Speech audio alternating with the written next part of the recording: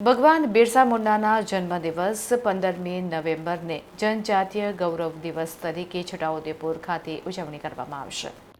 આદિવાસીઓના ભગવાન બિરસા મુંડાના જન્મદિનને 15મીએ સમગ્ર દેશમાં ઉજવવાનો નિર્ણય કરવામાં આવ્યો છે, જે અંતર્ગત છોટાઉદેપુર જિલ્લામાં થનારા વિવિધ કાર્યક્રમોની જિલ્લા કલેક્ટર ગાર્ગી જઈને જાણકારી આપી હતી. 15મી નવેમ્બરે જનજાતીય ગૌરવ દિવસ તરીકે આપણે ઉજવણી કરીએ છીએ.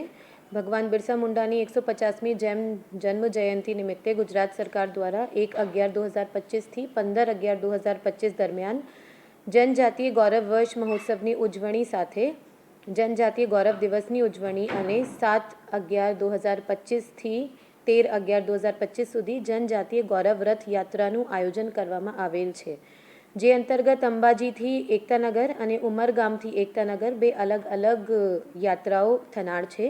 છોટાઉદેપુર ખાતે 12મી અને 13મી તારીખે રથ આવનાર છે. 12મી તારીખે બોડેલી, પાવીજેતપુર, તેજગઢ અને છોટાઉદેપુર ખાતે રથના સ્વાગત થશે અને બોડેલી ખાતે એક સભાના પણ આયોજન કરવામાં આવશે. એમાં સેવા સેતુના પણ પ્રોગ્રામ રાખ્યું છે અને 13મી તારીખે કમાટ અને નસવાડીમાં રથના સ્વાગત થશે. એના પછી રથ એકતાનગર જશે.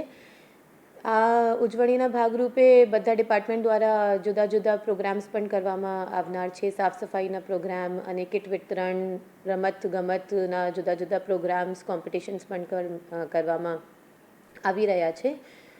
અને 15મી તારીખે જે આપણા જિલ્લા સ્તરના છોટાઉદેપુરના પ્રોગ્રામ છે આસન કોલેજ ખાતે થવાના છે અને રાષ્ટ્રીય કક્ષાના પ્રોગ્રામ ડેડિયાપાડા ખાતે થવાના છે.